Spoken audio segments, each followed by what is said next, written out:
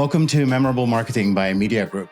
On this podcast, we discuss marketing with leading marketers, and we touch on topics like brand awareness, strategy, conversions, content, SEO, and many different subjects. On this episode, we have Gabriella Herrera. She works as the brand content manager for Purina ONE. So this promises to be an interesting conversation. I hope you enjoy. In order to stay competitive when you were leaving the university, you needed to start working quite immediately. I just wanted to try different things at the beginning of my career to understand what was really driving my passion. So with us today, Gabriella Herrera. I think I can call you Gabby. Is that right? That's right. I will be mad if you don't call me Gabby. Okay, I'll try not to get you upset then. Gabby, you're with Purina ONE as a brand content manager right now. So maybe for our audience, you can just introduce yourself a bit, to your background personally as well as work-wise, and we can take it from there. Sure. So first of all, I have to say thank you for the opportunity of starting a day talking about marketing, which is something I quite passionate about. Then I'm originally from Isla Margarita. That is an island that belongs to Venezuela. I grew up there, and then I moved to Caracas to study mass communication. At the moment I studied mass communication, the career was quite demanded because everyone wanted to study that. So in order to stay competitive when you were leaving the university, you needed to start working quite immediately. So I started in J. Walter Thompson, which was my first, I would say, official job on account management, working for Bayer, for Ford. At that time, we were doing microsites. So it was the first time people was doing microsites campaigns. So it was quite a long time ago. I also work with my brothers on the production side. I was doing reality shows, which is quite different from what I do today. But I just wanted to try different things at the beginning of my career to understand what was really driving my passion. Yeah, with the reality shows, Gabby, I think the question everyone wants to know is it really all scripted, or is it really a reality show? A lady cannot tell that. Oh my, secrets. Yes, you will need to live with the magic and the idea of is it true, if it's true or not.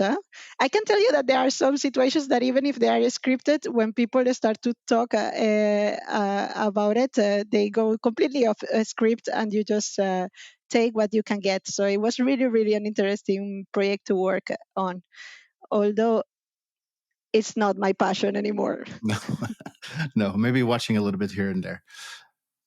That's Indeed. great. But I rudely interrupted you. Continue. No, it's fine. Then I also, well, I moved here like 12 years ago. Here I mean in Barcelona. And I started working on a Catalan agency, which was doing the activations, the brand activations for Barça inside of the Camp Nou. So it was really a great way to start living in Barcelona. I was able to be inside of the Camp Nou like 3 months after I arrived here, in the corridors where all the football players were about to leave to go to the stadium. So it was quite a big experience. Then at some point, my brother called me and told me that he wanted to open a restaurant, and I say, why not? Let's give it a shot. And he moved here. So we are 5 brothers and sisters, and together with 2 of them, we opened a restaurant which was called Brothers. So get a great naming. And we were open for 3 years. So basically, my role there was to create the marketing plan, to build all the structure on how employees needed to be related to the culture, and how we wanted to provide service to our clients and our customers. And I think that experience really shaped me on who I am today, and it also made me realize how difficult it is to give service to others, which I think we sometimes also take for granted. So I suppose that being an account manager for a while also taught you that lesson in working with probably a lot of demanding customers. So yeah, together with your experience in running a business and doing the marketing there, I suppose that prepared you for what was to come. Yes, and they make me convert into the client side, which is probably something that now that you are saying it, probably it has something to do. No, I'm joking, but it's true that all those experience and the times and the timing and the pressure that you are in, also when you are uh, trying to provide a great service for your clients, independently if they are brands or if they are your customers. It's true that really shape you and that give you a lot of expertise on how to be sharp and how to prioritize and how to learn how to deliver things which are also meeting your expectations. So this I learned through, I think, most of the experience that I have had in my career, and basically the role I play in the restaurant was also one of the main things why I was called out to work in Aldi, because at the end I was already having experience on the food stylish and what does it means to have to work and provide good quality shots on food. So this really, I think, also captured the attention of Aldi when I was doing the interviews to work for them, and I worked for them 5 years. So I guess everything is connected, and you learn from everything, and you grow from all the experience. Yeah, and what I hear from a lot of people that that are perhaps a little bit later in their career is that in the beginning, it's not necessary of your career. It's not necessarily so much about finding what you like, but it's more about finding what you don't like and trying out a lot of different things, and then sort of things come together in a direction that you like. It's difficult to start off your career finding straight away your calling, if you find that at all. Is that your opinion? Yeah. Yes, I resonate with that statement a lot.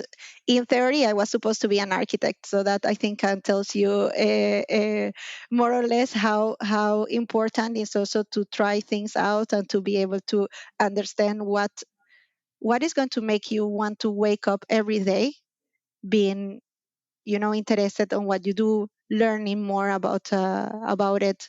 And I think that's not easy to find. So if there are people who know which is their passion from day one, they are quite fortunate, because it's not always a straight line. Yeah, and if you look at the people that are super successful, except for just like a tiny, tiny percentage, it's all people that have found that thing where they do something that they're reasonably good at, that they get paid well for, and that there is some demand for. But the last part about like your passion is usually not that important.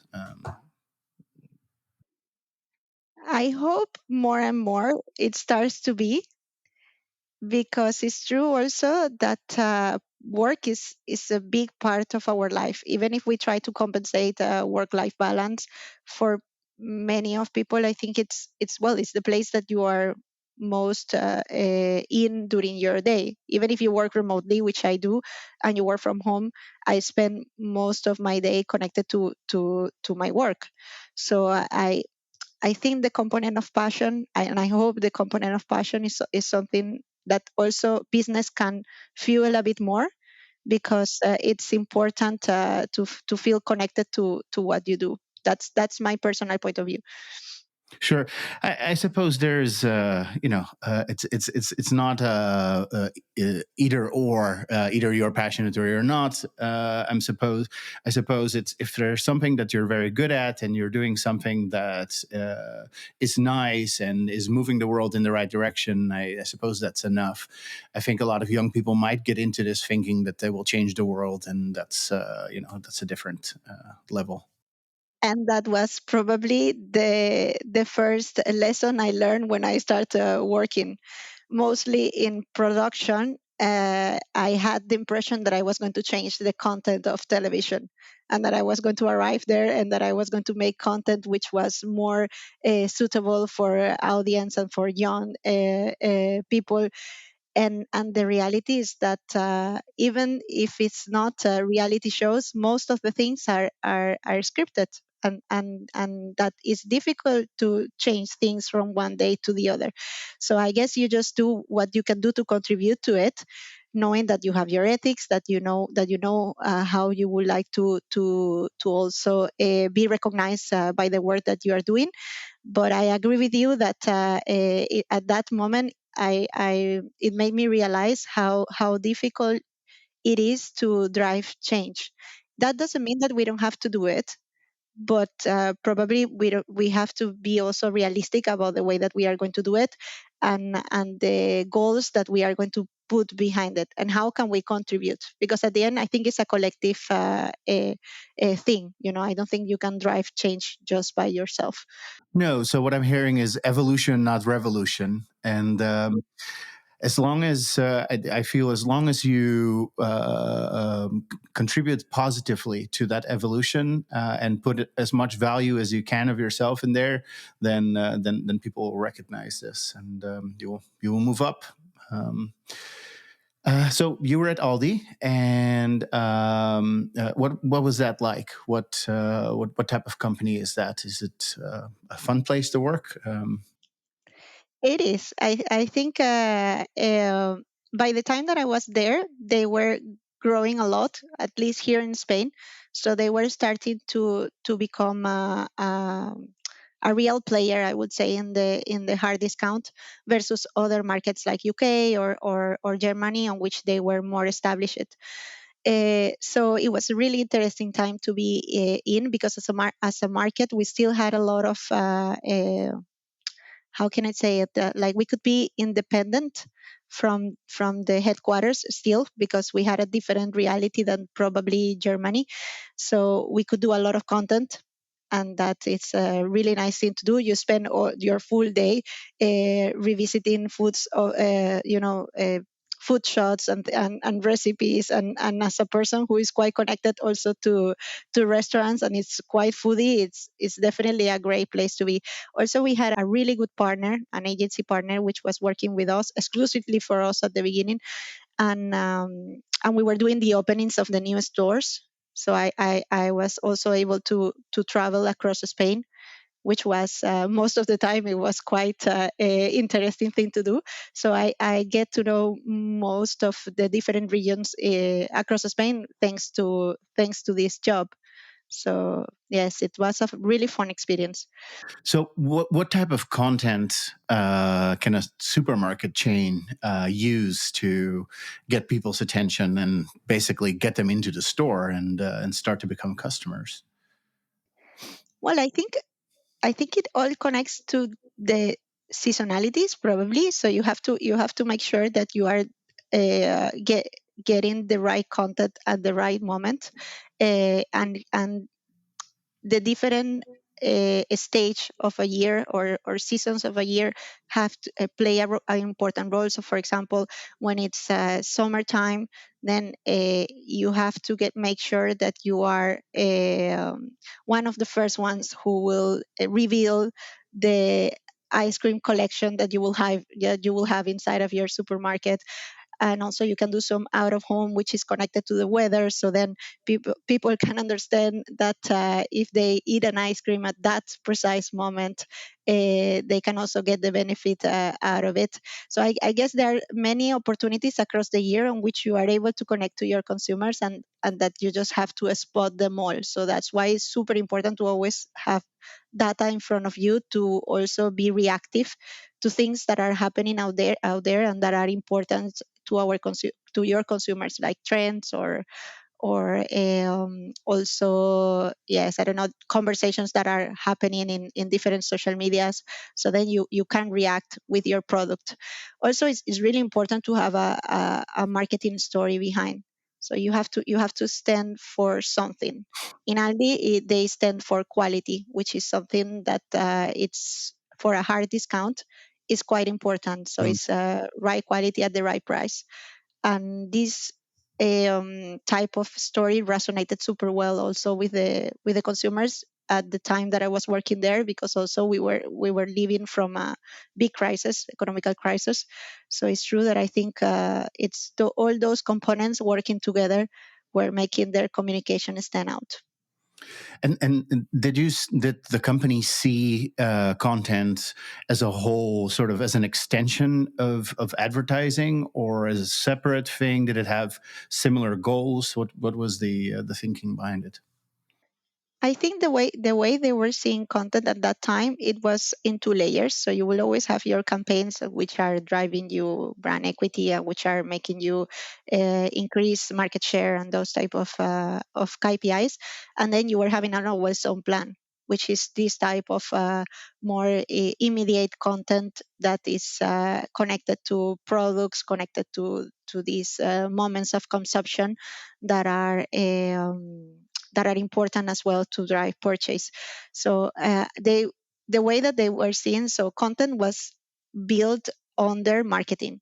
So yes, they were seeing content as a really important piece for their plans. Also, they have a quite strong touch point, which is the leaflet, which hasn't died, and it continues to be one of the main touch points of communication used by shoppers in order to plan their purchase. So I guess all these things make me think that content, it was really a priority for them as well as a business. And was content sort of integrated with the PR efforts as well, or seen as a separate thing? How did that work? By the time I work on Aldi, they were quite they weren't doing PR that much. Traditional. Yes, they were quite traditional, and I think it was a family decision taken by the Albrecht family in Germany, but they were quite protective of their data and the things that they were sharing outside the company. So you could see that we were leveraging touch points like PR at that time when we were opening new stores, but we were not that active in PR at that time, which I think has changed because also the CEO of the company changed, and I think now they are more openly sharing what they do, which is great because even though that I don't work there anymore, I continue to be a heavy consumer of Aldi because I believe in the promise and I believe in the product. So Yeah, it's also a little bit your baby, perhaps, that you brought into the world, and now you see it in the world, and it's good to keep an ear on the ground, I suppose. After Aldi, you started your own business. Is that right? no, it was a bit before Aldi. So it happened at the same time. So I started Brothers in 2016, if I'm not mistaken, on January 2016. And then meanwhile, so mainly the idea it was for me to jump into the business, to define the strategy and create the marketing plan, hire the people, and then step back a bit to let also my the rest of my family to take care of the daily days of the business. And